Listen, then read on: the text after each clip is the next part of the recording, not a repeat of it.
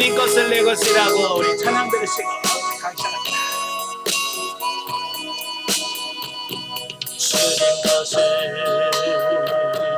내 것이라고 고집하며 사나와 함께 그는 너와 자녀들까지 주님 것을 내 것이라. 아버지여 철없는 종을 용서하여 주옵소서. 아낀 사명 아낀 죄들 주를 위해 쓰렵니다. 주님 사랑 아끼만 하고 감사하죠. 낯선데 주님 말씀 듣기만 하고 실행하리 어디서네. 아버지여 연약한 종을 용서하여 주옵소서. 주님 명령 순종하면서 주를 위해 살렵니다. 아멘. 기도하겠습니다. 은혜로우신 아버지 감사합니다. 오늘도 귀한 시간을 이렇게 주셔서 마태복음의 말씀을 나누면서 같이 은혜 받게 하셔서 감사합니다. 오늘도 말씀 나눌 때 그 말씀들이 살아있는 말씀이며 생명의 말씀이 될 수 있도록 성령님 도와주옵소서. 시동을 주님께 맡겨오며 예수님의 이름으로 감사하며 기도하옵나이다. 아멘. 예, 이 시간에는 24강 마태복음 23장입니다. 마태복음 23장은 유대 지도자들에 대한 7대 경고와 예루살렘을 향하신 탄식에 대한 말씀이 나옵니다. 자, 1절부터 12절까지 보면 유대 종교 지도자들에 대한 책망이 나오게 되어집니다. 자, 우리 마태복음 23장 1절부터 12절까지 같이 보겠습니다. 마태복음 23장 1절부터 12절까지.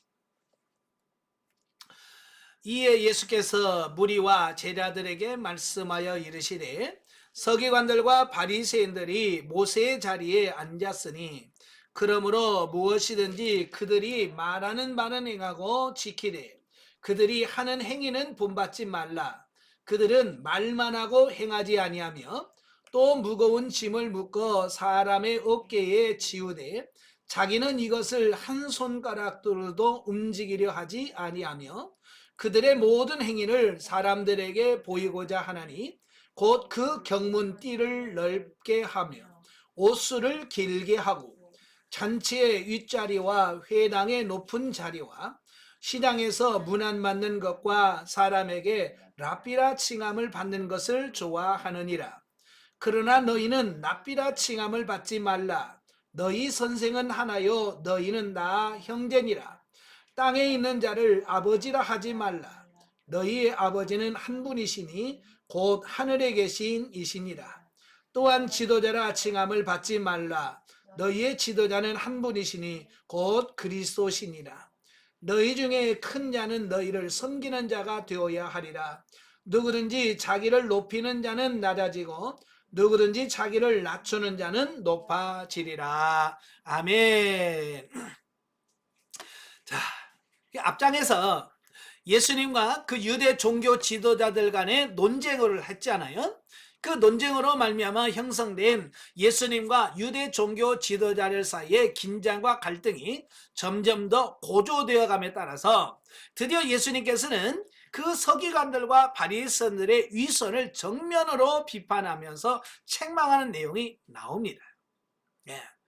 예, 그리고 바리새인들과 서기관은 자기들가 똑똑한 줄 알고, 그죠? 잘하는 줄 알고 그 예수님을 공격을 하잖아요.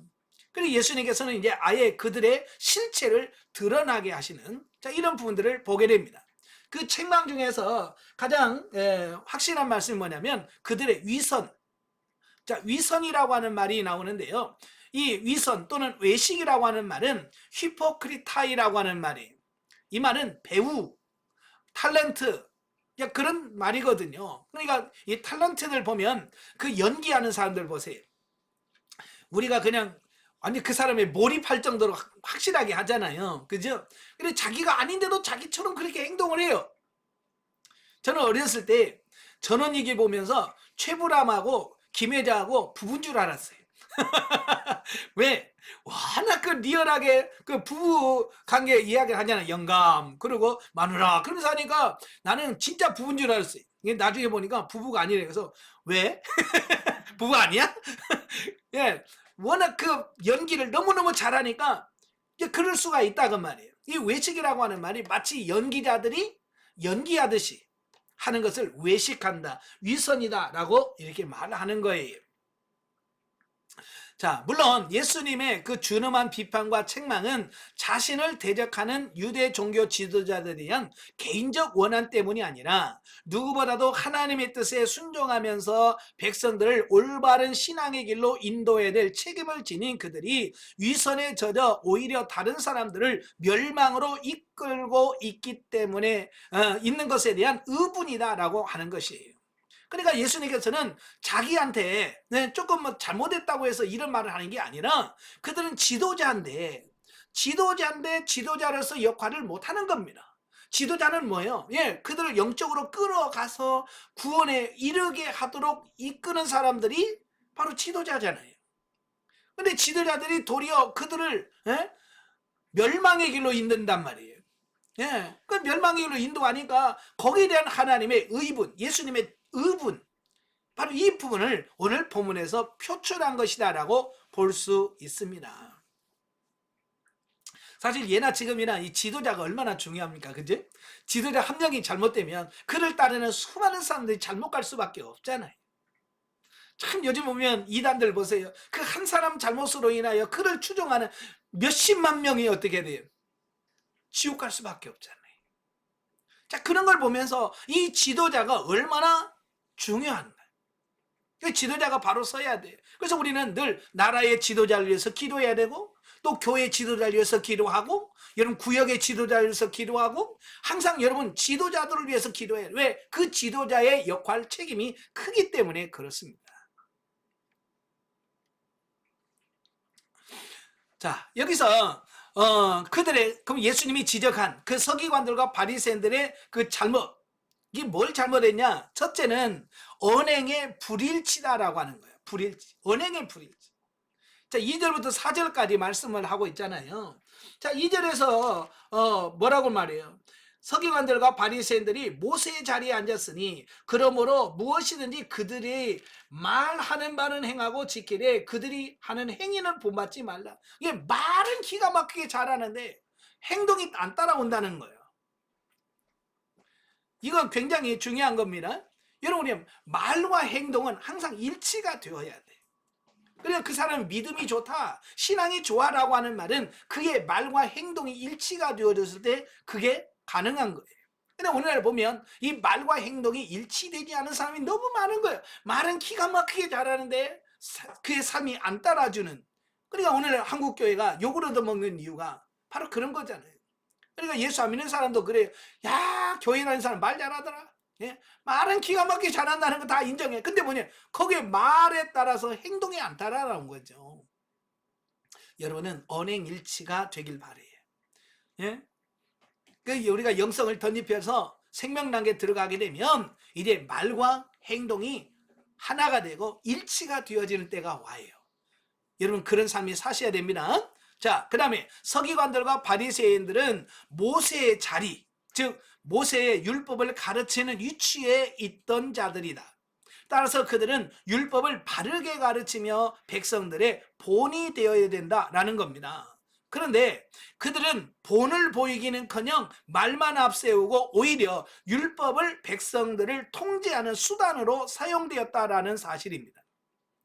그러니까 율법을 가지고 이 사람들을 통제하고 자기 밑에다 두도록 하는 이런 부분들이 많아요. 오늘날도 마찬가지. 오늘날도 이런 교회들이 참 많습니다. 성경을 적용한다고 하면서 성도들에게 옴짝달싹도 하지 못하도록 이렇게 율법주의적으로 이렇게 묶어놓는 이런 교회들이 있어요. 그래서 뭐 하지 마라, 뭐 하지 마라, 뭐 하면 안 된다, 이렇게 하면 안 된다라고 하는 그 많은 막 그 율법 조항들을 만들어서 성도들로 하여금 옥죄는 거예요. 그러니까 자유가 없는 거예요. 신앙생활하면서 자유가 없어. 맨날 죄질까봐 덜덜덜 떨고 그 계명 못 지킬까봐 덜덜덜 떨고 하는 어떤 그런 삶을 살아가게 만드는. 예수님은 그걸 원하지 않아요. 아시겠죠? 예수님께서 뭐라고 그랬어요? 나는 자유를 주러 왔다. 예? 너희가 진리를 알지니 진리가 너희를 자유케 하리라. 예? 자유롭게 하기를 원하시지 그 막 율법에 좀 매여서 그렇게 사는 걸 원치 않으셨다는 말이에요. 그리고 두 번째는 뭐냐? 하나님보다 사람들의 눈을 더 의식하는 태도입니다. 예. 정말 우리의 삶은 하나님 앞에서 하나님을 의식하고 하나님 앞에서 살아야 되는데 이 서기관들과 바리새인들은 하나님보다 사람들의 눈을 의식하면서 그렇게 살아가요. 저는 이 본문을 읽으면서 오늘날 한국교회 성도들을 보는 것 같은 느낌을 받아요. 어찌 그렇게 똑같냐? 네. 그래서 성경이 남의 얘기가 아니라 오늘 우리들의 모습이더라 라고 하는 사실입니다. 그래서 사람들의 눈에는 기가 막히게 열심히 잘 사는 것 같은데 실제로 하나님 앞에서 살지 못하는 이런 부분을 보게 되고요. 예. 그래서 진짜 신앙생활하는 것이 아니라 눈도장 찍는 거예요. 눈도장. 교회 가서 예배를 드리는 것이 아니라 눈도장. 저는 그냥 예식장 갈 때마다 결혼식장 갈 때마다 저도 신경 쓰여요. 이게 뭐냐면 사람들이 예식장에 가는 이유가 뭐예요? 축하해주고 그들이 할 수 있도록 같이 해주는 거야 되잖아요. 근데 요즘에 예식장은 뭐예요? 밥 먹으러 가. 가서 봉투 주면서 축하해 그래놓고 식권 주세요. 그래서 바로 식당으로 가요. 어쨌든 예식장에 들어가 보지도 못해. 얼마 전에 제 초등학교 동창 아들 결혼식을 간다고 그래서 갔어요. 예, 갔더니 만나서 이제 이거 축하해 그리고 봉투 주고 식권 받으니까 그 혼주가 하는 말이 식당으로 가. 밥 먹어.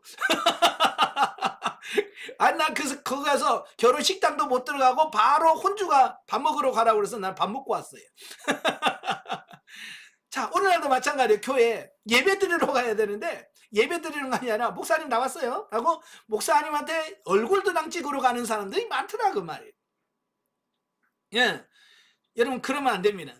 우리 신앙생활은 사람에게 보이려고 하는 게 아니고 하나님이 인정할 수 있는 삶을 사는 게 이게 신앙생활인 거예요. 아시겠죠? 자, 즉 그들은 자기들의 경문을 과시할 요량으로 기도할 때 이마 또는 왼쪽 팔에 묶었던 경문을 더 크게 만들었고 또한 겉옷에 내 귀에 장식으로 달았던 옷수를 크게 하여 사람들의 눈에 띄도록 했다라고 하는 겁니다. 그러니까 사람들에게 잘 보이려고 이 경문이라고 하는 것은 그 이마에다가 가죽으로 만든 상자를 달거나 이 기도할 때 여기다가 가죽으로 묶습니다. 이렇게 가죽으로 7번 이렇게 돌려서 묶는 끈이 있어요. 이걸 다른 사람에게 잘 보이려고 넓게 넓고 굵게 만들어서 확실하게 튀도록 만드는 겁니다. 그 다음에 이 옷 내 구덩이에 청색 술을 달도록 되어 있잖아요. 이건 하나님의 백성이라고 하는 의식을 심어주도록 하기 위해서 청색 술을 달도록 했어요. 근데 이걸 다른 사람에게 잘 보이려고 막 이 술을 크게 만들면 막 길게 멋있게 만든단 말이에요. 그 다른 사람들에게 내가 이렇게 거룩해라고 하는 보여주기식의 신앙생활을 말할 때 그런 표현을 씁니다. 예. 근데 정작 중요한 건 뭐냐? 외모로 보면 기가 막힌데 내면적으로 들어가면 정작 경건에 능력이 없다는 거예요. 경건의 모양은 갖추었는데 능력이 없다는 거예요. 바로 예수님의 책망하려고 하는 게 바로 그냥 그런 거거든요. 사도 바울도 뭐라고 그래요? 예? 경건의 모양은 있지만 능력이 없다라고 말씀하고 있잖아요. 오늘 저와 여러분도 모양만 갖추면 안 돼요. 밖에서 보면 진짜 믿음 있는 것 같고 신앙생활 잘하는 것 같고 그렇지만 실질적으로 그런 삶이 안 나오는 것은 이건 유대의 그 지도자들과 똑같은 거예요. 그리고 세 번째가 뭐냐? 지나친 명예욕과 교만입니다. 그래서 그들은 항상 사람들에게 뭐요? 대접을 받으며 높임을 받고자 했다는 겁니다. 즉 그들은 잔치 자리나 회당에서 높은 자리를 차지하고자 다투었다는 겁니다. 예, 그 이스라엘 사람들은요, 이 서열 자리 이게 굉장히 예민합니다. 우리나라도 그러죠. 예, 우리나라도 이 서열이 중요해요. 이름 쓸 때도 보면 그 앞에 쓰는 사람이 높은 사람이에요. 예, 그러니까 예수님의 그 12제자 쭉 이름 써놓은 거 보죠. 맨 앞에 누가 나와요? 예수님 12제자 그 기록에 보면 누가 제일 먼저 나와요? 베드로가 제일 먼저 나오죠. 예. 그 뭘 말하냐면 베드로가 그 12제자 중에서 제일 수제자다 그런 뜻이에요. 그러니까 항상 이름을 쓸 때 제일 먼저 나오는 거 이게 굉장히 예민합니다. 그래서 국회의원들 같은 경우도 이 이름이 먼저 나오는 게 굉장히 중요한 거예요. 그래서 그것 때문에 예민한 거예요. 왜 얘 뒤에야? 그래서 잘못하면 싸움 나요. 그래서 뭐라고요? 가나다 순입니다. 가나다 순입니다. 왜? 그 기억부터 해갖고 이렇게 순서를 써놓으면 나중에 그게 서열이 아니라 그냥 이름 순서대로 되니까 그렇게 되는데 그걸 안 하고 이름 순서 이렇게 쓰잖아요.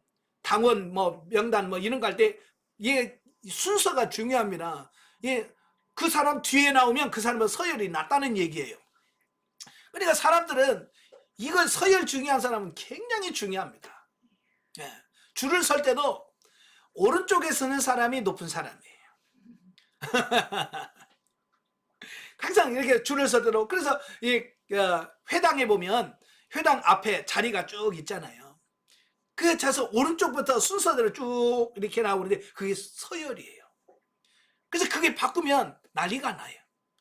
자, 그래서 이런 것 때문에 예수님께서 바로 그냥 그들을 책망하는 겁니다. 왜 이렇게 높은 자리를 그렇게 좋아하냐? 예? 왜 이렇게 높은 자리를 좋아하냐? 그래서 그들은 스스로 다른 사람의 대접받고 높아지기를 원했고 잔치자리, 회당에 높은 자리를 차지하려고 다투고 랍비라 칭함받기를 좋아하고 또 시장에 가서 사람들로부터 인사받기를 좋아하고 이러한 그들의 모습은 뭐예요? 교만의 극치다. 교만하니까 그러는 거예요. 겸손하면 그런 거 안 따집니다. 겸손하면 이름이 뒤에 가면 무슨 상관이 있어요. 그죠? 그죠? 저 끝에 자리 앉으면 뭐예요? 상관없어요. 근데 교만하면 그게 안 되는 거예요. 왜 내가 이 사람보다 앞섰는데 왜 뒤에다 썼냐? 그거 가지고 신경 쓰는 겁니다.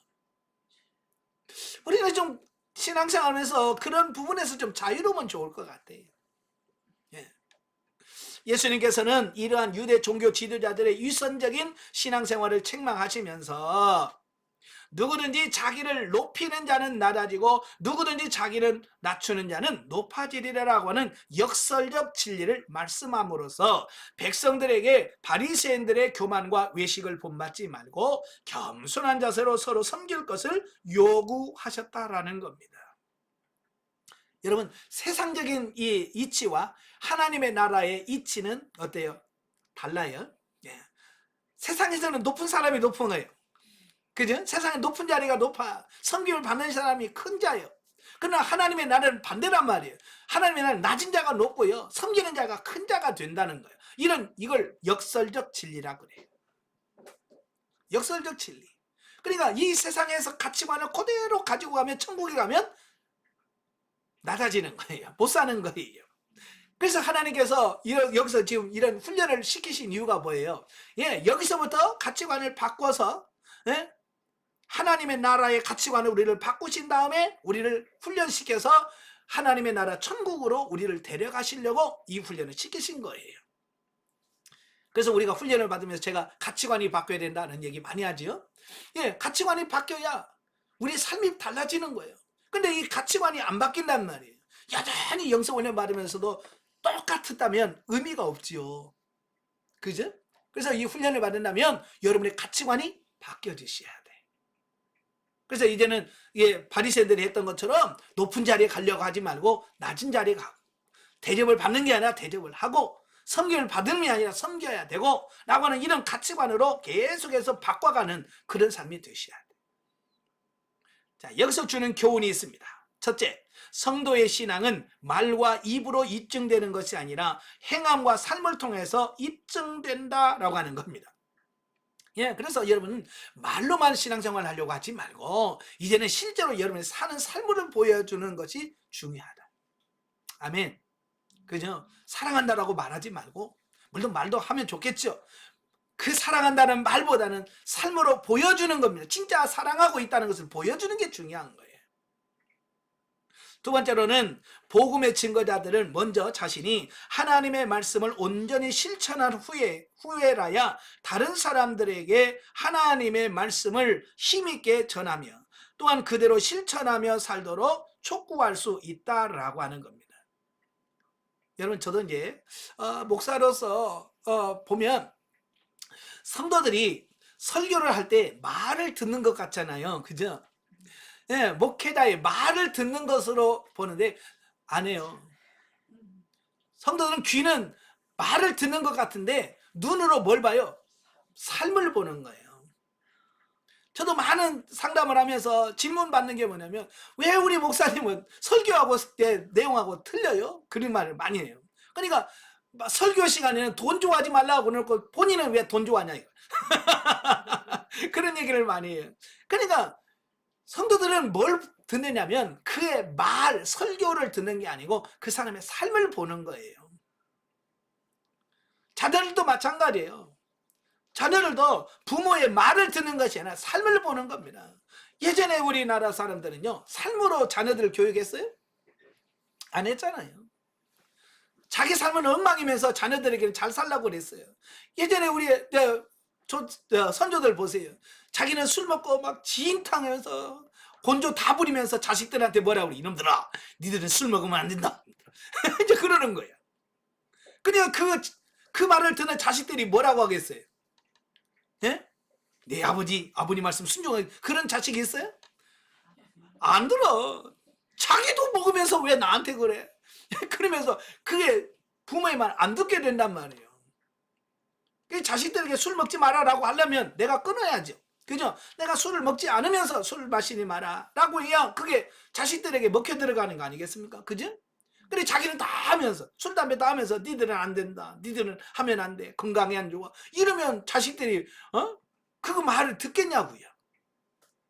교회에서도 마찬가지예요. 내가 살면서 이렇게 합시다 라고 해야 그 말이 그 성도들의 가슴을 울려서 그게 되는 거예요. 여러분도 마찬가지예요. 이제는 말로만 좀 하지 말자고요. 말로만 하지 말고 삶으로 보여주는 여러분 되시길 바랍니다. 예. 그다음에 세 번째로, 영적 지도자들이 세속적인 명예와 지위에 눈이 어둡게 되면 하나님의 칭찬을 받기 위하여 애쓰기보다 사람들의 존경을 받기 위한 수단과 방법을 가리지 않는 어리석음에 빠질 수 있다라고 하는 겁니다. 예. 그러니까 하나님을 의식하며 하느냐, 사람을 의식하는 요에 따라 달라져요. 근데요, 사람들은요, 마음은 수시로 바뀝니다. 그죠? 사람들은 금방 존경합니다, 사랑합니다, 그래 놓고도 좀 있으면 어때요? 사랑은 움직이는 거예요. 그래서 다른 사람이 더 좋은 사람이 있으면 또 움직입니다. 그렇잖아요? 만약에 예를 들어서 연예인들 좋아하잖아요? 가수 좋아하죠. 한때는 누구한테 미쳐가지고 막 최고야 그러다가도 그보다 더 좋은 사람 나오면 어떻게? 난 바꿔졌어요 하면서 가잖아. 이게 사람들이에요. 이게 사람들 봐가지고는요, 이게 안 된다는 얘기예요. 그래서 갈라디아서 1장 10절에 보면 사도 바울이 뭐라고 그래요? 내가 사람을 기쁘시게 하랴, 하나님을 기쁘시게 하랴.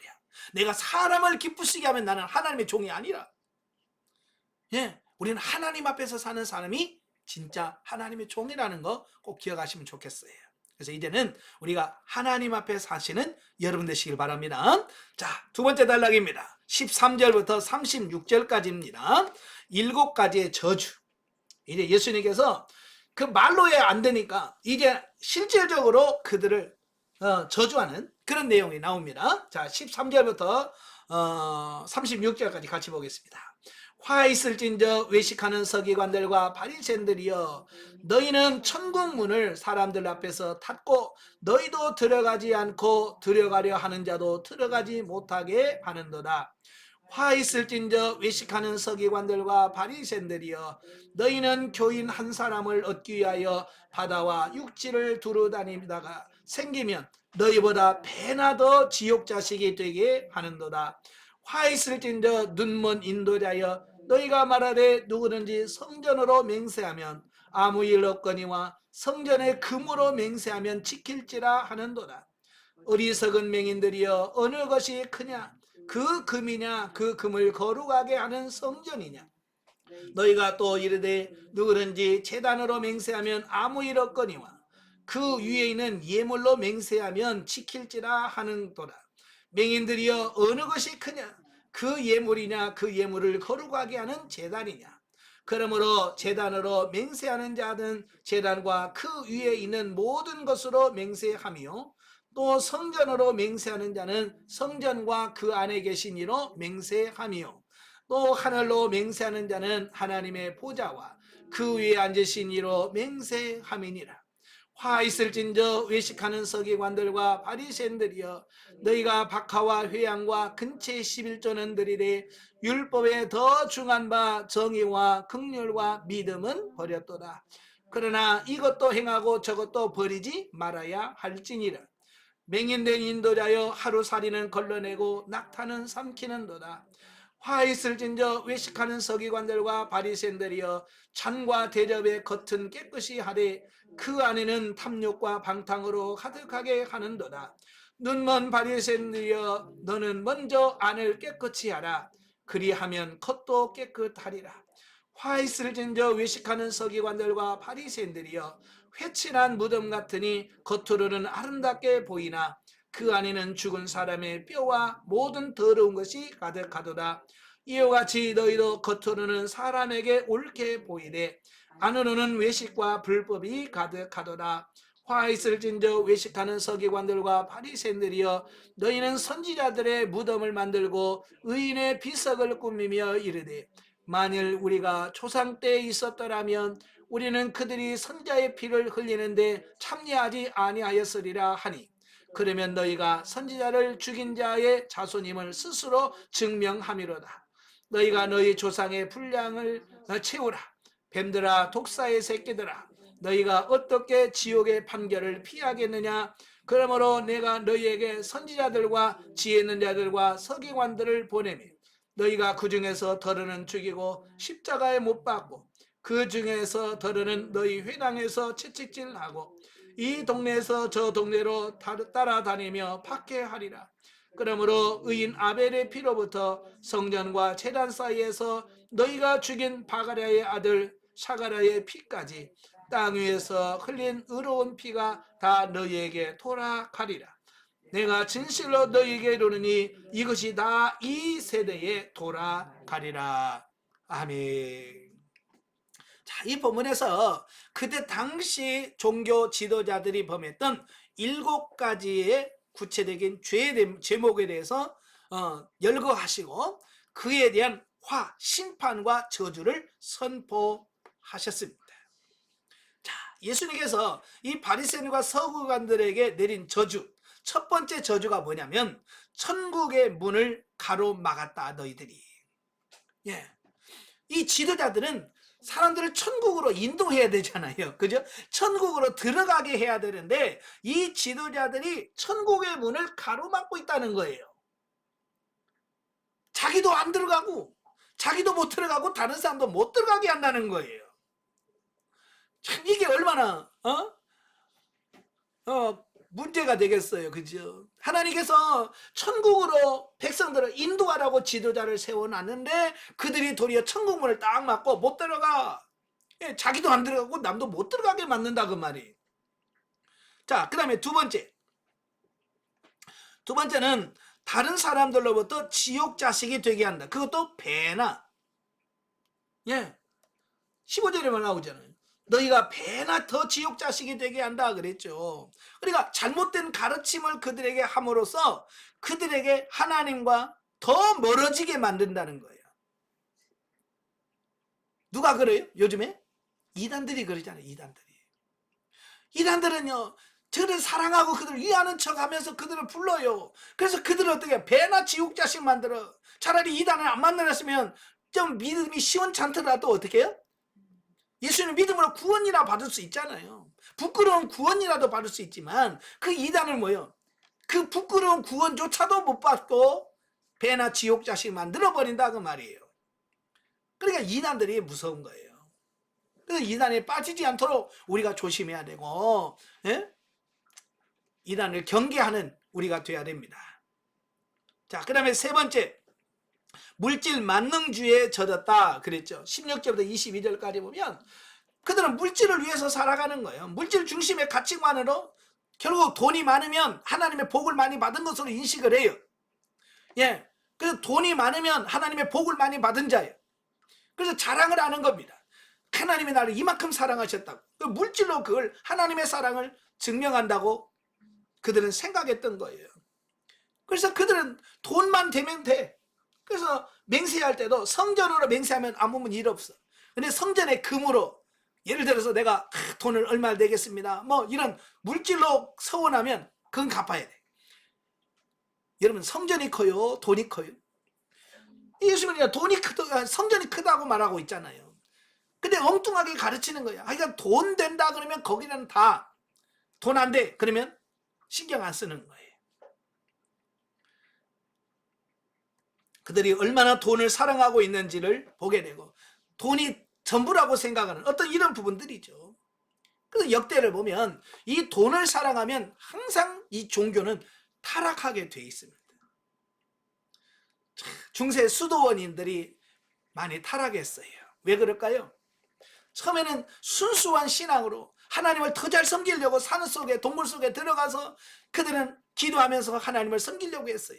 근데요, 시간이 흘러가면서 이제 사람들이 몰려오게 되고 이제 몰려오면서 헌금을 하게 되고 이제 돈이 오게 해서 이제 돈이 몰려온 거예요. 그래서 그 돈이 몰려오면서부터 수도원들이 뭐요? 타락하기 시작한 거예요.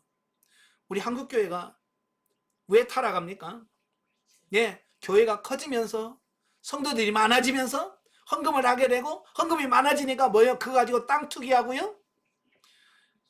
예, 그러면서 지금 교회가 타락하고 있잖아요. 물질이 있는 곳에 타락이 가요. 항상 그래서 물질 조심하셔야 돼요. 저는 그걸 아니까 하나님 앞에 물질의 복을 달라고 기도를 못 하겠더라고요. 왜? 물질의 복을 받으면 육신은 편할지 모르지만 내 영이 온전하게 하나님 앞에 설 자신이 없어서. 그래서 저는 물질의 축복을 달라고 기도 안 합니다. 내가 정말 그 잠언 31장에 말한 것처럼 너무 부하게도 마시고 너무 가난하게도 마시고 그냥 하루 세끼 꼬박꼬박 먹으면서 살 수 있는 그 정도면 족합니다. 예, 물질의 욕심을 내려놓으셔야 돼. 이건 성도들이나 평신도들이나 목회자는 다 똑같아요. 네 번째로는 율법의 근본 정신을 버렸다라고 하는 거예요. 23절, 24절. 예. 율법의 근본 정신이 뭐예요? 그 23절에 뭐라고? 정의와 긍휼과 믿음은 버렸도다. 이게 보면 이 세 가지는 우리 신앙생활의 가장 기본적인 거예요. 근데 그걸 다 버려버리는 거예요. 그 다음에 다섯 번째는 위선적인 태도. 25절, 26절인 거예요. 예. 잔이 여러분 그릇에 안이 중요해요? 밖이 중요해요? 안이 중요하잖아요. 안이. 거기다 음식을 담을 거니까. 그렇잖아요? 그러면 여러분 설거지할 때 안을 잘 닦아야 돼요? 밖을 잘 닦아야 돼요? 당연히 안을 잘 닦아야죠. 왜? 거기다 음식물 담아서 먹을 거니까. 근데 이 바리새인들은 안에는 신경 안 써. 밖에만 반질반질하게 닦는단 말이에요. 정말 중요한 건 안 한단 말이에요. 이거 왜 시키란 말이에요. 그 다음에 여섯 번째가 외식적인 태도. 27절 28절에 보면 회칠한 무덤이라고 표현했어요. 회칠한 무덤. 이스라엘 사람들은요 이런 바위를 파고 거기다가 무덤을 만들어요. 그래서 이제 그 이스라엘 백성들이 이제 그 절기나 이럴 때 제사로 오다가 이래 쉰단 말이에요. 쉴 때 그 바위 밑에나 그늘진 데도 쉰단 말이에요. 근데 무덤을 만지게 되면 부정하게 돼요. 그래서 예, 실컷 왔다가 무덤 만지면 돌아가야 돼. 왜? 부정해가지고 성전 예배 못 들어가. 그래서 이 무덤 같은 걸 아주 조심하는데 이게 구분하기가 어렵잖아요. 그래서 이 무덤 밖에다가 하얗게 회칠을 해놓습니다. 그러면 멀리서도 아 저게 무덤이구나 라고 이렇게 알려서 다른 사람들에게 그 순례객들, 그러니까 예루살렘으로 예배드리러 올라가면서 무덤이라든지 이런 게 만지지 않도록 하는 어떤 이런 부분이에요. 근데 하다 보니까 이제는 뭐야? 아예 반질반질해도 겉으로는 기가 막히게 아름다운데 그 속에는 시신이 썩어가는 어떤 그런 안과 밖이 너무 다른 삶을 표현할 때 회칠한 무덤이라고 표현합니다. 예, 바로 그들이 그랬다고 말이에요. 그 다음에 7번째는 선지자들과 의인들을 핍박하고 죽였다라고 하는 겁니다. 그런데 이러한 예수님의 저주는 앞에서 뒤로 갈수록 그의 죄악에 대한 예수님의 저주가 점점점 강도가 심해지고 있음을 알 수 있다. 특히 7번째 저주는 머지않아 전개될 예수님 자신의 십자가의 고난과 죽음에 연관되면서 가장 격렬하고 신랄한 어조로 비판하고 있다라고 하는 것을 보게 됩니다. 그러니까 어찌 보면 바리새인들과 서기관들의 그 죄의 최고조가 뭐냐? 예수님을 십자가에 못 박는 거예요. 그들을 구원하시려고 메시아를 보내는데 그들을 십자가에 못 박혀 죽여요. 그러니까 그 타락함은 죄의 가장 그 최고조가 뭐냐? 예수님을 십자가에 못 박는 죄다. 자, 여기서 주는 교훈이 뭐냐? 첫째, 영적 지도자의 타락과 부패는 다른 사람들의 경우보다 훨씬 더 심각한 결과를 초래하게 된다라고 하는 것을 말씀해주고 있습니다. 왜냐하면 자신들은 물론이거니와 다른 사람들까지 천국에 들어갈 수 없도록 만들기 때문이다라고 하는 겁니다. 그러니까 지도자급일수록 그 영향력이 큰 거예요. 제가 전에도 이런 비유를 들었습니다만은 같은 죄를 짓더라도 집사가 지을 때, 장로가 지을 때, 목사가 지을 때 파급 효과는 달라요. 그죠? 예를 든 거예요. 실제가 아니고요. 자, 예를 들어서 담배를 핀다. 그럴 때 일반 평신도가 담배를 펴. 그러면 뭐라 그래? 믿음이 없으니까. 그러니까 크게 마음의 상처는 안 받아. 근데 장로가 담배를 펴요. 그럼 뭐라고 하겠어요? 이 장로가 담배를 펴? 그러면서 또 좀 더 크게 반응을 하겠죠? 근데 목사님이 담배 피우면 뭐라고 하겠어요? 이거 말세네. 같은 담배를 피는데도 불구하고 그 사람의 직분이 뭐냐에 따라서 파급 효과가 크기 때문에 그런 거예요. 그러니까 지도자급일수록 그 영향력이 큰 거예요. 그러니까 지도자일수록 조심하는 거예요. 그래서 구약에서 속죄제를 드릴 때 신분에 따라서 계급에 따라서 드리는 제물이 다르잖아요. 제사 다닐 때는 송아지를 잡아. 왜? 그만큼 영향력을 미치기 때문에. 족장 드린 경우에는 순념소를 드리고요.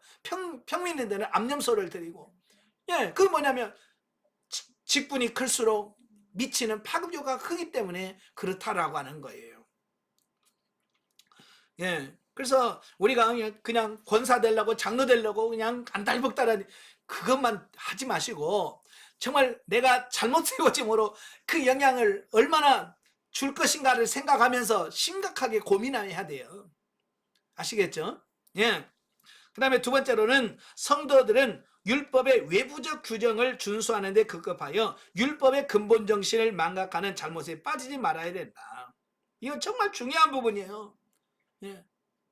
아무리 우리가 하나님의 계명을 철저히 지킨다 할지라도 사랑을 실천하지 않으면 아무 소용이 없다. 고린도전서에 보면 그렇잖아요. 너희가 천사의 말을 하고 네 몸을 불사르게 내어줄지라도 산을 옮길 만한 믿음이 있어도 사랑이 없으면 아무것도 아니요 아무 유익도 없다고 말씀하고 있어요. 사랑이 있어야 돼. 특히 오늘날의 많은 그리스도인들이 성경에 규정된 대로 11조와 각종 헌금은 어김없이 바침으로써 마치 성도의 의무를 다하는 것처럼 생각하는 태도는 대단한 착각이 아닐 수 없다라고 하는 겁니다. 여러분, 이스라엘이 멸망한 원인을 보세요. 이스라엘 백성들이 뭐 예배 안 드리고 뭐 제사 안 드려서 망했나요? 아니요. 제사는요 끊임없이 드렸어요. 하나님 뭐라고? 난 너 배불렀다. 너무 많이 드려. 나는 천천만만의 강수 같은 기름으로 배불렀다라고 말합니다. 여러분, 제사 안 드려서가 아니에요. 그들은 제사 드려놓고 하나님 말씀대로 안 살아요.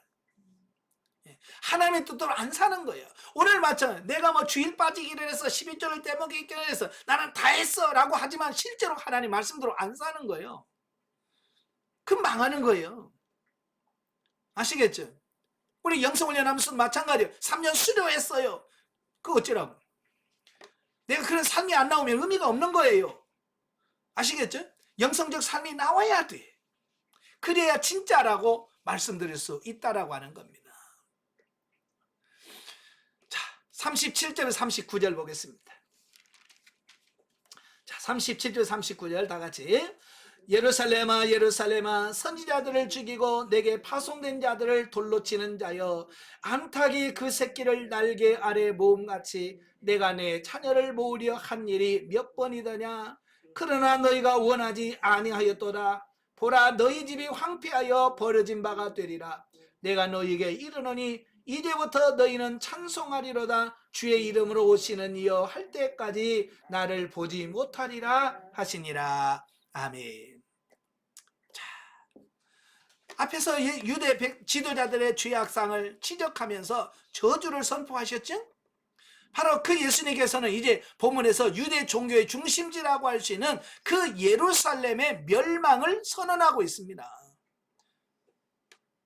여기서 예루살렘은 오늘날 뭘 말할까요? 교회예요, 교회. 네.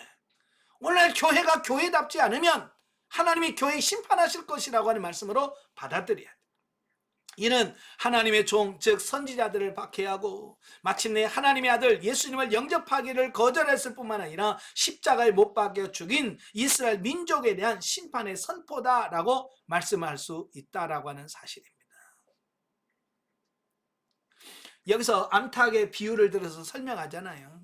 이 암탉은 이 모성애가 굉장히 강합니다. 저는 어렸을 때 이제 이 병아리를 키우는 걸 봤어요. 저희 어머니가 이제 봄이 되면 이 암탉 중에서 이 병아리를 키우고 싶은 암탉이 꼭꼭꼭꼭꼭 하고 다녀요. 그러면 저희 어머니가 유정란을 갖다가 한 20개 넣고 그 암탉을 품으라고 그러면 그 암탉이 그 계란을 품습니다. 근데 21일 만에 노란 병아리가 나와요. 그러면 이 노란 병아리를 이 암탉이 지킵니다. 얼마나 강한지 몰라요. 이 병아리 있는 암탉 옆에는요 무서워서 못 갑니다. 그래서 조금만 매라든지 이런 것들이 공중에 뜨잖아요. 그러면 꼭꼭꼭꼭 하면 병아리들이 전부 다 그 날개 속으로 싹 들어갑니다. 이렇게 그런 모습을 많이 봤어요. 바로 예수님도 그걸 보시고 바로 그 암탉을 품는 그 어려움과 고난에서 그들을 지키려고 하는 그걸 하나님의 사랑으로 비유를 들어서 지금 설명하고 있습니다. 그 극치가 뭐예요? 예수님 십자가의 사건이거든요. 예수님께서 그들을 살리시려고 끝까지 그들을 사랑하시고 결국은 십자가에 못 박혀 죽으심으로 그들을 구원하려고 하신 그 하나님의 사랑을 표현한 말이에요. 근데 그들은 끝내 예수님을 거절했어요.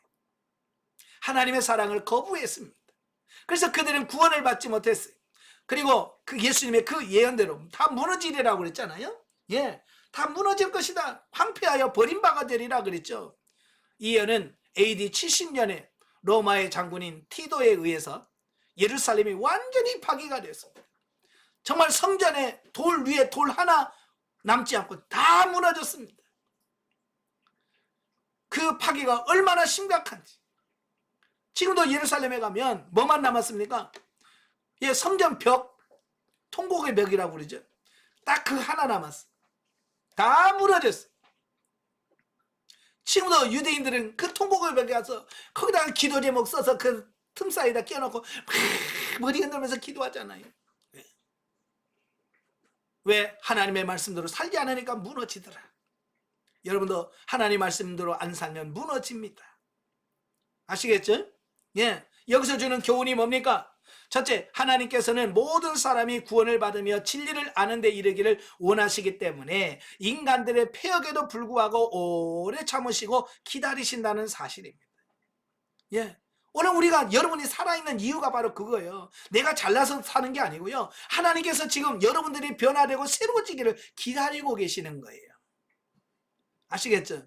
예. 그래서 내가 살아가는 동안에는 변화될 수 있는 기회예요. 죽은 다음에는 그런 거 없어요. 그러니까 내가 지금 살아있을 때 기도하고 성경 보고 말씀대로 살아보려고 노력하는 이분이 필요한 거예요. 예. 두 번째로 하나님의 풍성하신 긍휼과 은혜를 끝끝내 거부하고 계속해서 죄악 가운데 머무는 자는 결국 멸망과 심판을 당하게 될 것이다 라고 하는 겁니다. 그러니까 하나님도 사랑이 풍성하시지만 한계가 와요. 인내 한계 하나님도. 그러면 그때 하나님의 징계와 심판이 있다는 거예요. 예루살렘에 대한 하나님의 특별한 관심과 사랑에도 불구하고 엄청난 재앙이 임하게 될 것은 결코 그들이 회개할 줄 몰랐기 때문이다. 예, 회개하고 하나님께 돌아오면 구원 받습니다. 예, 영적이해 보겠습니다. 자, 3절부터 24절에 보면 작은 죄는 짓지 않으려고 애쓰면서 큰 죄에 대하여는 무감각하여 죄 가운데 있는 삶에 대하여 책망하시는 말씀이다. 행위적인 일에는 중점을 두지만 본질적인 부분, 곧 율법의 근본이라고 하는 의와 인과 신, 곧 영중심의 삶을 등한히 모순되는 태도에 외식하는 신앙생활이다. 자, 오늘날도 마찬가지예요. 정말 교회에서 사람들이 열심히 싸우죠. 근데 교회에서 싸우는 것들 보세요. 여러분 진리 갖고 싸우는 사람 봤어요? 아니에요. 그냥 웃고 넘어갈 거 가지고 교회에서 싸워. 정말 우리는 진리를 놓고 싸울 수 있는 사람이 되셔야 돼요. 자, 외식하는 자들의 삶은 외적인 행위를 볼 때 거룩해 보이지만 그 속은 죄가 가득하다. 우리에게 외적으로 드러나지 않고 내면에 감추인 죄의 부분들이 있는지 말씀에 비추어 점검하고 온전히 성령님의 다스림을 받아야 할 것이다. 왜냐하면 하나님은 우리의 외모를 보지 아니하시고 우리의 중심을 보시기 때문에 그렇습니다. 그래서 우리의 중심을 보시는 하나님 앞에서 바르게 사는 저와 여러분이 되시기를 바랍니다. 자, 계시 발전에서 이해를 보겠습니다. 자, 이번에는 11조에 대한 부분을 같이 보겠습니다. 참 보면 이 11조에 대한 오해가 참 많아요. 그래서 이 11조 이야기하면 많은 분들이 뭐라고 말하냐면 아유 또 돈 얘기야. 그 또 돈 얘기라고 이렇게 받아들인 경우가 많거든요. 여러분 이 11조 하면 돈 생각하시는 분들은 아직 영적인 수준이 저 밑에라고 하는 사실을 오늘 이 시간을 통해서 깨닫기를 바랍니다. 예, 원래 이 11조라고 하는 것은 자신의 소유, 그러니까 내 수입이 전부 하나님께서 주신 겁니다. 예, 하나님의 주권을 인정하는 행위의 고백이 11조입니다. 예, 그러니까 어찌 보면 우리는 11조는 돈을 드리는 것이 아니고 내 믿음을 드리는 거예요. 아시겠죠? 그러니까 내가 가진 모든 소유는 정말 하나님의 것입니다 라고 인정하는 신앙 고백적 행위가 11조를 드리는 행위로 나오게 돼요. 그리고 두 번째로 이웃사랑과 구제와 또 성전을 운영하기 위한 자금이 바로 11조인 거예요. 자, 그런데 이 바리새인들은 이 자발적인 사랑의 예물을 뭘로 바꾸냐? 강제적인 의무 규정으로 바꿔버려요. 그래서 이걸 안 내는 사람을 비판하고 정죄하고 판단해버리는 겁니다. 그게 문제인 거예요. 그래서 오늘 이제 계시 발전 성경에서 이 11조가 어떻게 발전해 갔는지, 그 오늘날의 11조는 어떤 의미인지 이걸 정확하게 이해를 한다면 아 그렇구나 라고 이해가 될 거예요.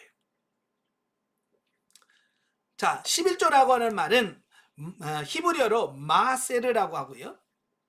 헬라어로는 데카테라고 하는 말이에요. 이 데카라고 하는 말은 10, 10이라는 숫자거든요. 그러니까 마세르, 헬라어는 데카테라고 말하는데 바로 제사장들을 돕기 위하여 또는 종교적 활동을 위하여 자기 소득의 10분의 1을 바치는 행위를 우리가 11조를 드리는다라고 표현을 하고 있습니다. 자, 성경에서 제일 먼저 11조라고 하는 기록이 나온 게 창세기 14장입니다. 그 15장으로 되어 있는데 14장입니다. 창세기 14장. 창세기 14장 17절부터 20절까지 보면, 자, 17절부터 20절 같이 읽겠습니다. 아브라함이 그돌라오멜과 그와 함께 한 왕들을 쳐부수고 돌아올 때에 에돔 왕이 시의 골짜기 곧 왕의 골짜기로 나와 그를 영접하였고 살렘 왕 멜기세덱이 떡과 포도주를 가지고 나왔으니 그는 지극히 높으신 하나님의 제사장이었더라. 그가 아브라함에게 축복하여 이르되 천지의 주제요 지극히 높으신 하나님이여 아브라함에게 복을 주옵소서. 너희 대적을 내 손에 붙이신 지극히 높으신 하나님을 찬송할지로다 하며 아브라함이 그 얻은 것에서 10분의 1을 멜기세덱에게 주었더라. 아멘. 그래 성경의 11조 기록 처음 나온 게 바로 오늘 이 본문입니다. 예, 어찌보면 11조의 기원이라고 할까요? 어떻게 11조를 드리게 됐는가라고 하는 성경적 근거가 바로 오늘 본문 말씀이에요. 자, 여기서 아브라함이 그 전쟁을 하면서 소돔과 고모라를 구하고 얻은 전리품을 가지고 와요. 전쟁에 돌아옵니다.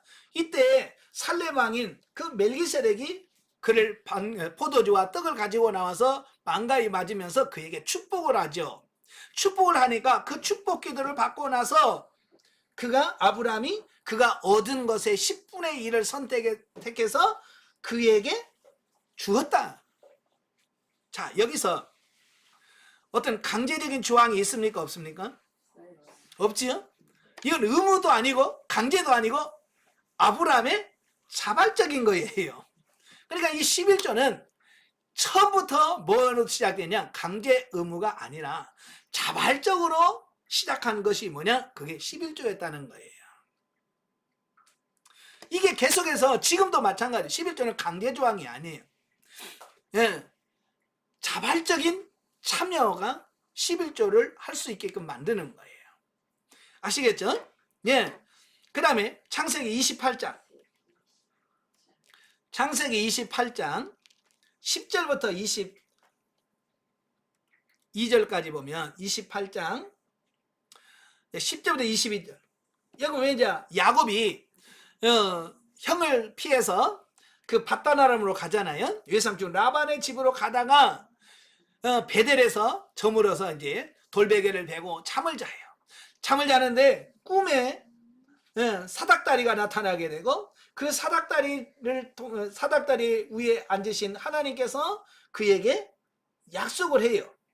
너가 어디를 가든지 너를 지킬 것이고 너를 이끌어서 다시 이 땅으로 돌아오게 하리라. 이걸 이룰 때까지 내가 너를 떠나지 아니하리라. 하나님의 약속이 선언합니다. 그래서 이 야곱이 그 꿈에서 잠에서 깨어나서 보니까 꿈이에요. 그래서 그가 베고 자던 돌을 세우고 거기다 기름을 부으면서 하나님께 약속을 합니다.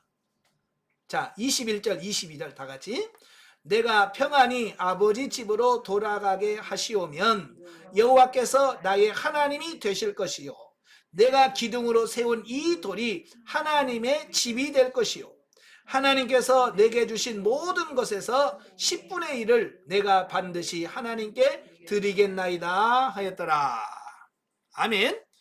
예, 자발적으로 하나님의 약속한 거예요. 누가 시켜서가 아니야. 너 21자는 주고 그랬어요? 없어요. 그냥 단지 하나님의 약속을 받고 그 하나님의 은혜가 너무 감사해서 나중에 이렇게 하나님의 약속을 지키시면 나눠 10분의 1, 얻은 소득의 10분의 1을 하나님께 드리겠습니다 라고 하는 거예요. 그러니까 여기도 강제조항적인 부분이 없습니다. 자발적인 거예요. 아시겠죠? 그러면 왜 이 아브라함 때나 야곱 때는 왜 강제조항이 없었을까? 왜 그랬을까요?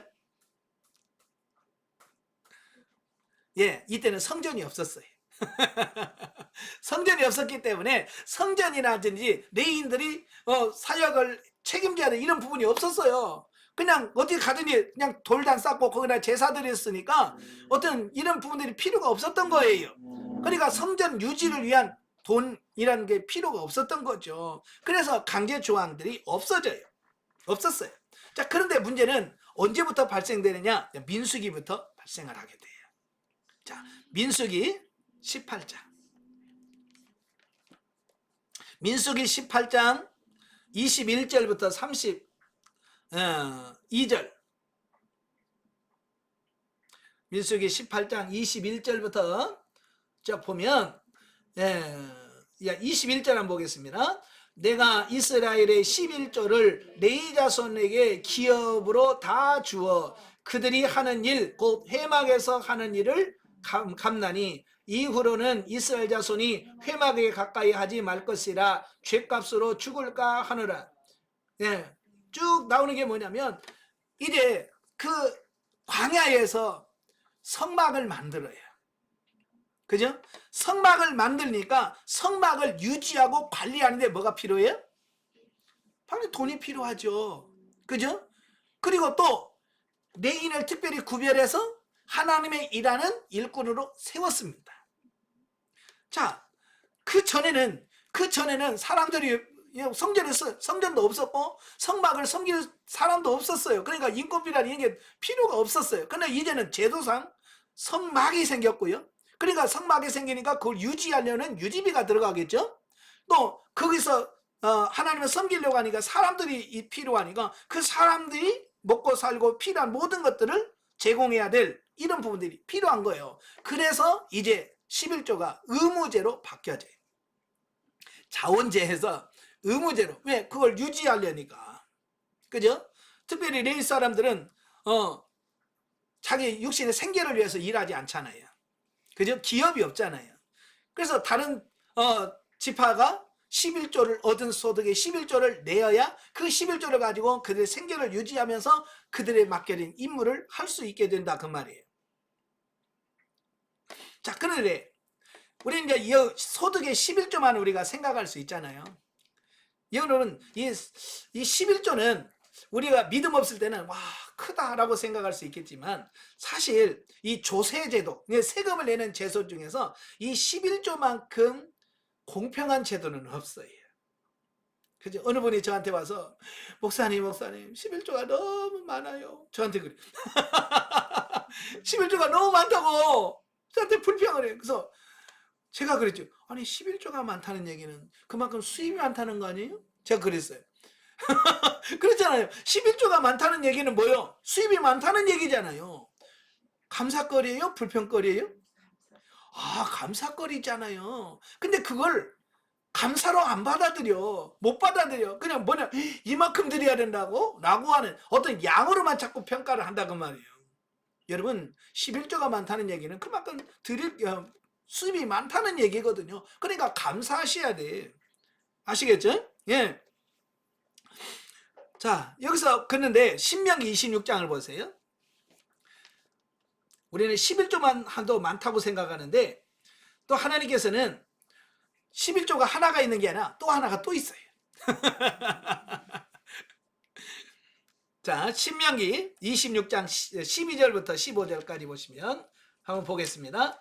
셋째 해, 곧 11조를 드리는 해, 내 모든 소산의 11조를 내기를 마친 후에 그것을 레인과 객과 고아와 과부에게 주어 내 성읍 안에서 먹고 배부르게 하라. 그리할 때에 내 하나님 여호와 앞에서 아뢰기를 내가 성문을 내 집에서 내어 레인과 객과 고아와 과부에게 주기를 주께서 내게 명령하신 명령대로 하였사오니 내가 주의 명령을 범하지도 아니하였고 잊지도 아니하였나니. 자, 이 11조가 제1 11조가 있고 제2 11조가 있다는 거예요. 그래서 제1 11조는 그 해에 얻은 소득의 10분의 1을 하나님께 드리는 걸 제1 11조라고 그러고요. 제2 12조는 뭐냐면 3년마다 안식년을 기준해서 3년 6년째에 그 해는 그때 또 11조를 또 한 번 더 내는 겁니다. 예, 3년마다 11조를 더 내는 거예요. 그 11조를 한 번 더 내는데 그 11조는 레인과 객과 고아와 과부, 구제를 위한 11조를 또 합니다. 예. 그렇죠. 믿음 없는 사람은 11조 한 번도 힘든데 또 이때는 두 번 내야 되니까 얼마나 또 시험 많이 들겠습니까? 그죠? 자, 그래서 제2의 11조도 있더라. 가난한 자를 위한 3년마다 한 번씩 하는 바로 그런 11조도 있다라고 하는 거예요. 자, 그리고 역대하 31장을 보세요. 역대하 31장 2절부터 10절까지 보면, 자, 히스기야 왕이 종교개혁을 일으킵니다. 종교개혁을 일으켜서 하나님을 섬기도록 해요. 그러니까 하나님을 섬기니까, 자, 6절 보세요. 자, 6절. 유다 여러 성읍에 사는 이스라엘과 유다 자손들도 소와 양의 11조를 가져왔고 또 그들의 하나님 여호와께 구별하여 드릴 성물의 11조를 가져왔으며 그것을 쌓아 여러 더미를 이루었는데. 그렇죠? 자, 히스기야가 종교개혁을 일으키고요, 예? 제사장들을 다시 세우고 막 하니까 11조가 쌓이기 시작한 거예요. 예. 그 전에는 11조가 점점 없어지다가 히스기야가 신앙생활 잘하니까 11조가 쌓이기 시작한 거예요. 자, 이걸 잘 기억하세요. 왜 11조가 쌓였다고요? 예? 그들의 믿음이 성장하니까, 믿음이 생기니까 11조를 내는 거예요. 여러분, 이 11조는요 그 사람의 믿음의 정도에 따라서 이 11조가 달라집니다. 여러분, 성도들 제가 보면 목회하면서 믿음이 떨어지잖아요. 제일 먼저 떨어지는 게 뭔지 아세요? 11조 안 냅니다. 믿음이 딱 식어지면 제일 먼저 11조 안 해요. 그 다음에 두 번째 예배에 빠져. 자, 그래서 그럼 11조 안 내던 사람이 11조를 낸다. 뭐예요? 믿음이 생겨진 거죠. 자, 이 히스기야 때는 쌓을 곳이 없도록 막 쌓았어요. 반대로 이제 느헤미야서를 한번 보겠습니다. 느헤미야 13장. 느헤미야 13장 10절부터 14절.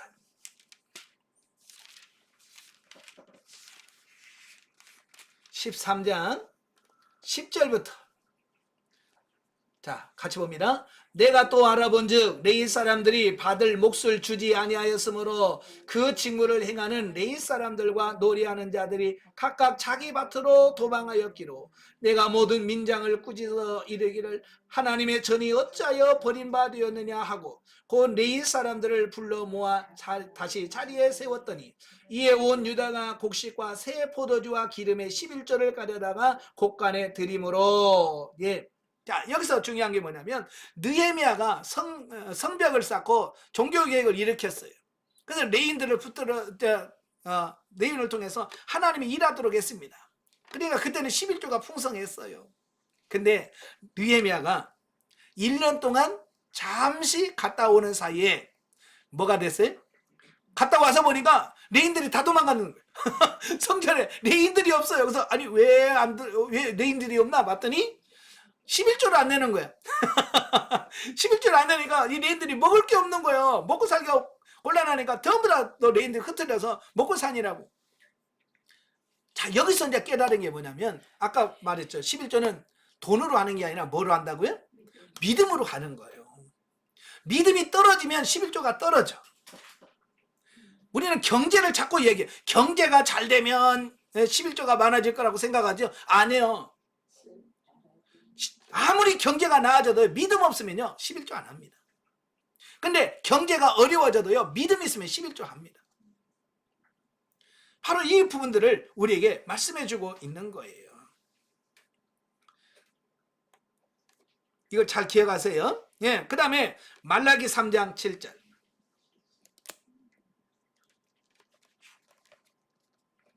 말라기 3장 10절, 7절부터 12절.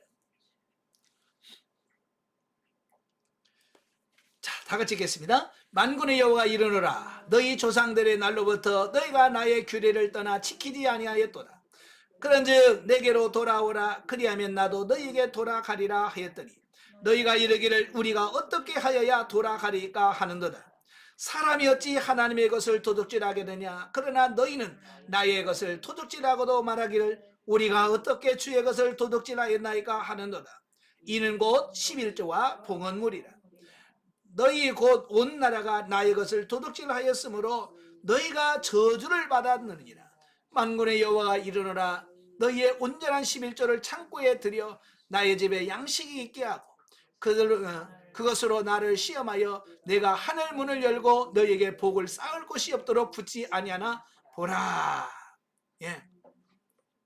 자, 이 말씀을 보통 보면 11조를 강조하는 말씀으로 받아들이죠. 그죠? 11조 네. 그러면 복 줄게 라고 하는 말로 받아들입니다. 자, 그런데요. 여기서 내용을 잘 보셔야 돼. 여기서 지금 강조하는 것은요. 단순히 돈을 내라 그런 의미가 아니에요. 왜 그들이 11조를 안 하게 됐는가라고 하는 부분을 말씀해 주고 있는 거예요. 그게 뭐예요? 믿음이 없었다는 거예요. 그러니까 믿음이 있어야 된다. 믿음 없으면 11조 안 하는 건 믿음이 없다고 잠깐 설명드렸잖아요. 그러니까 11조 안 하는 것은 결국 그들의 믿음이 식었다는 것을 얘기하고 있는 거예요. 그러니까 11조를 내라고 하는 말은 결국 뭐예요? 너희 믿음을 키워라. 믿음을 키워라는 말로 우리가 이해를 하셔야 돼요. 근데 이걸 믿음으로 받아들이지 않고 뭘로 받아들여요? 자꾸 돈으로 얘기를 해요. 그러니까 받아들이는 사람들이 오해를 하게 되고 시험을 든다고 얘기하는 이유가 바로 그거거든요. 말라기는요 돈 얘기하는 게 아니고요 믿음 얘기하고 있는 거예요. 그러니까 믿음으로 얘기하는데 믿음으로 얘기 안 하고 자꾸 돈으로 얘기하니까 사람들이 그걸 오해를 하는 거예요. 저도 보면 그래요. 저는 성도들한테 11조 내라고 강조 안 합니다. 11조의 원리만 가르쳐요. 그리고 뭐냐 그들의 믿음을 성장하는 데 초점을 맞춰요. 그러면 믿음이 성장되면요 11조 내라고 안 해도 내더라고요. 예. 근데 11조를 강조하시면 시험 들게 만들어. 그러니까 믿음이 더 중요한 거예요. 자, 그 다음에 마태복음 23장. 마태복음 23장 23절 보면 이제 많은 사람들이 그래요. 아, 신약 성경에는 11조 내라는 말이 없다. 사실요, 신약 성경에 11조가 몇 번 나올까요? 신약 성경에 11조가 몇 번 나와요? 딱 3번 나옵니다. 구약에서는 11조가 얘기가 종종 많이 나오는데 신약 성경 전체에서 11조에 딱 3번 나와요. 그러니까 많은 사람들이 뭐라고 하냐면 신약 시대에 11조가 안 해도 된다. 근데 심지어는 뭐라고 그래요? 유튜브에 11조 하면 지옥 간다. 그렇게까지 나와요. 나 시간 내서 한번 그거 왜 그렇게 말을 하는지를 좀 들어보고 싶어. 근데 제가 시간 내면서 그 뭐든 제목만 봤는데 11조 하면 지옥 간다. 이렇게 나왔어. 예. 오해가 된 거죠. 여러분 계약이라고 하는 부분은 말이 없으면 뭐냐면 계속 그게 연장이 되어지는 거예요. 저도 이제 월세를 교회 하면서 월세를 참 오래 살았어요. 그러니까 재계약이라고 했잖아요. 원래 이제 2년 지나면 재계약을 해야 되잖아요. 근데 보통 재계약 해요, 안 해요? 안 해요. 그냥 계속 그게 처음 계약한 게 계속 연장이 되는 거예요. 예, 그래서 연장을 하면 예전에 계약했던 그 내용이 그대로 가는 거예요. 재계약을 할 때 바꾸시면 재계약할 때 그걸 바꿔야 돼요. 예, 그러니까 안 바꾸고 계속 가면 그대로 유지되는 거예요. 예를 들어서 월세 100만 원입니다. 그러면 재계약할 때 그냥 100만 원 내는 거예요.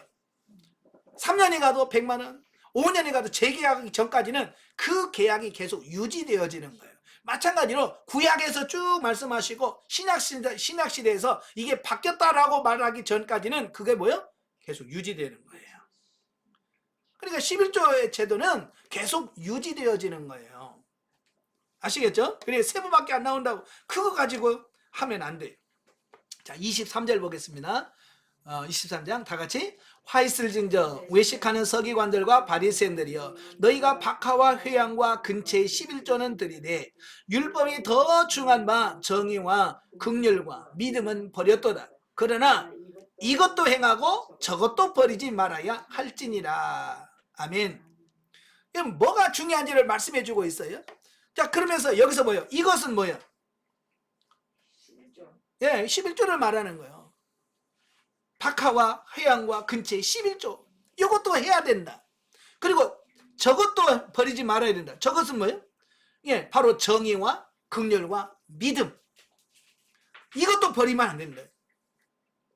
그래서 11조도 계속 해야 된다라고 예수님께서 말씀하고 있는 거거든요. 자, 그 다음에 사도행전 2장 43절. 신약시대에 사도시대에 넘어가면 이 11조의 개념이요 굉장히 달라져요. 자, 4장 32절 42절 4장 32절부터 35절까지 보겠습니다. 사도행전 2장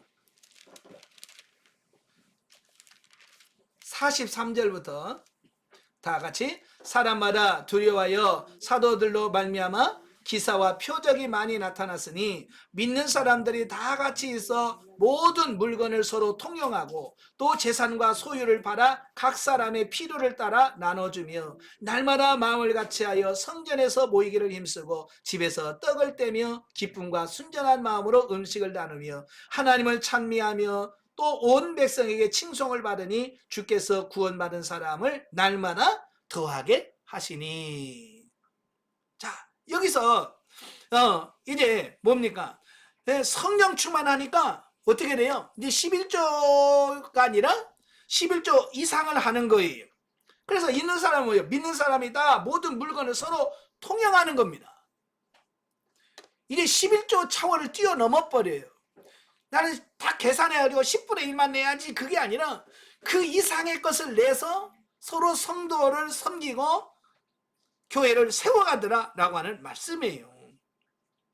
아시겠죠? 그래서 유무상통이라고 하는 말이. 자, 그 다음에 사도행전 4장 32절부터 35절. 4장 32절부터 다 같이. 믿는 무리가 한 마음과 한 뜻이 되어 모든 물건을 서로 통용하고 자기 재물을 조금이라도 자기 것이라 하는 이가 하나도 없더라. 예. 자, 36절부터 37절. 구브로에 난 레위 족속 사람이 있으니 이름은 요셉이라. 사도들이 일컬어 바나바라, 번역하면 위로의 아들이라 하니 그가 밭이 있음에 팔아 그 값을 가지고 사도들의 발 앞에 두니라. 자, 보세요. 여기서 11조 냈다는 말이 있어요, 없어요? 없어요. 근데요, 그들은 11조 이상을 하는 거예요. 자기 재산을 다 팔아서, 이 바나바 같은 경우는 아예 밭을 팔아서 그 값 전부를 사도들의 발 앞에 넣어요. 이건 10분의 10에 10조를 하는 거죠. 예. 여러분, 이제 이렇게 바뀌어져요. 소유를 다 팔아서 가난한 사람들에게 나눠준다라고 하는 사실입니다. 그 다음에 사도행전 18장 1절부터 4절에 보면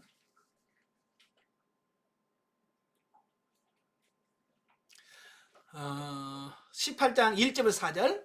그 후에 바울이 아덴을 떠나 고린도에 이르러 아굴라라 하는 본도에서 난 유대인 한 사람을 만나니 글라우디오가 모든 유대인을 명하여 로마에서 떠나라 한 고로 그가 그 아내 브리스길라와 함께 이달리아로부터 새로 온지라. 바울이 그들에게 가매 생업이 같으므로 함께 살며 일을 하니 그 생업은 천막을 만드는 것이더라. 안식일마다 바울이 회당에서 강론하고 유대인과 헬라인을 권면하니라. 자, 여기서 바울은 그 천막을 만드는 일과 업이 같은 아굴라라 같이 모여서 이제 열심히 일을 해요. 일해서 그 번 돈으로 뭘 해요? 교회를 위하여 그 고린도 교회를 세우기 위한 자금으로 사용되더라라고 하는 사실이에요.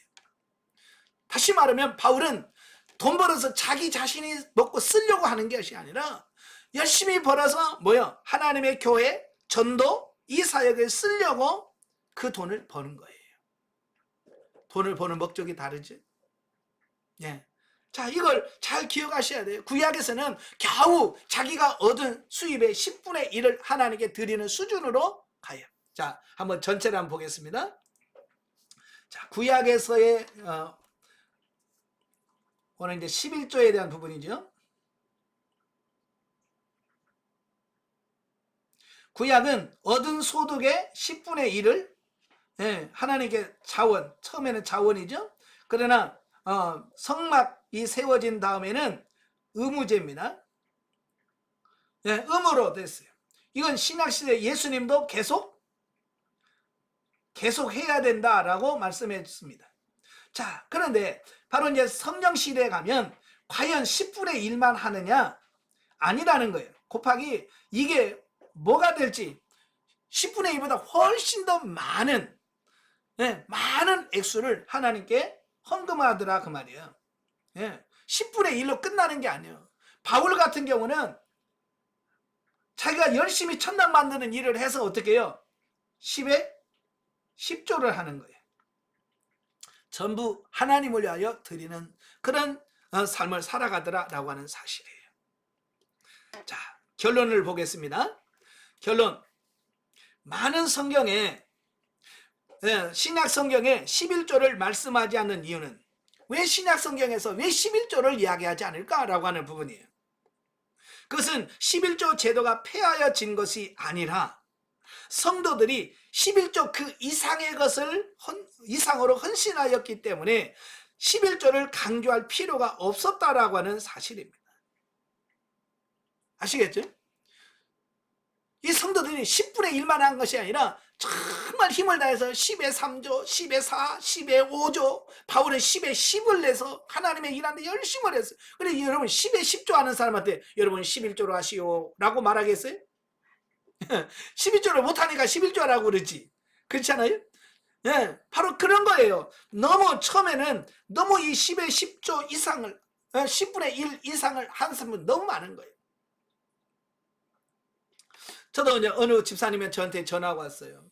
목사님 신약시대도 11조 해야 돼요? 그래서 그럼 당연히 해야죠 라고 말했어요. 그러니까 그분이 하는 말이 그럼 목사님은 11조 해요? 저한테 물어요. 목사님은 11조 하세요? 그래. 제가 그분이 왜 물어본지를 알잖아요. 그래서 제가 그랬어요. 저요 11조 안 합니다. 제가 그랬어요. 저요 11조 안 해요. 그랬더니 목사님도 11조 안 해요? 근데 왜 우리보다 하래요? 이제 그러는 거예요. 목사님은 11조 안 하면서 왜 자기만 내라고 하냐고 이제 그러는 거예요. 그래서 제가 그랬어요. 저는요 11조 안 하고요 10의 5조, 10의 6조, 10의 7조, 많게는 10의 10조 합니다. 그랬어요. 저는 얻은 수익의 10분의 10을 그냥 다 전부를 하나님께 드립니다. 어디 가서 헌신 예배 인도하면 사례비 주잖아요. 저는 거기서 10분의 1 안 떼요. 그냥 그래 받은 그대로 하나님께 드려버려요. 그러니까 다 하나님께 드리는 삶을 살아요. 그러니까 10분의 1의 개념은 저는 없어요. 10분의 4, 10의 5, 10의 6, 10의 10을 내면서 그렇게 살아가요. 그렇다고 제가 가난합니까? 제가 못 먹고 삽니까? 아니에요. 하나님께서 풍성히 채워주실 것을 말씀하고 있습니다. 그래서 이제는 10분의 1을 한다고 해서 교만할 것도 나 10분의 1 뭐 그런 차원을 뛰어넘어야 돼. 지금 신학시대는 겨우 10분의 1 내고 나 11조 안 떼먹고요. 그 차원을 뛰어넘으셔야 돼요. 이제는 나의 모든 것이 아버지의 것이고 나의 모든 것이 하나님의 것입니다 라고 하는 그 신앙 고백 속에서 딱 계산하는 것이 아니라 정말 그 이상으로도 내가 하나님 앞에 온전하게 드리는 그런 삶이 돼야 돼. 그게 믿음이 있으면 가능한 거예요. 아멘. 믿음이 있으면 가능하고 믿음이 없으면 불가능한 거예요. 그래서 아까 제가 말씀드렸죠. 11조는 돈으로 하는 게 아니라 뭐로 한다고요? 믿음으로 하는 거다. 예. 그래서 믿음 없는 사람에게 11조 강조하면 시험 들어요. 그러니까 믿음 없는 사람에게 11조 강조할 것이 아니고 믿음을 키워가 믿음이 성장하도록 만들면 10분의 1 이상을 하게 되는 이런 부분들을 보게 돼요. 그래서 오늘 이 11조의 개념을 정확하게 잘 인식하시고요. 믿음으로 하나님께 더 헌신하고 희생할 수 있는 여러분들이 다 되시기를 바랍니다. 예, 기도하겠습니다. 은혜로우신 아버지 감사합니다. 오늘도 우리를 사랑하셔서 귀한 말씀을 듣게 하신 아버지 감사합니다. 우리가 이 땅에 빈손으로 왔습니다. 그러나 하나님께서 많은 것을 주셨습니다. 우리가 많은 것을 누리며 살아갑니다. 이 모든 것이 하나님의 은혜인 걸 알기에 우리가 하나님의 은혜에 감사하면서 사는 우리 모두가 되어지게 하옵소서. 10분의 1에 시험 들지 않게 하옵시고 이제는 하나님을 위하여 나의 전부를 드릴 수 있는 그런 믿음으로 성장해 갈 수 있도록 저들을 도와 주시옵소서. 예수님의 이름으로 감사하며 기도합나이다. 아멘. 하나님께 드립니다.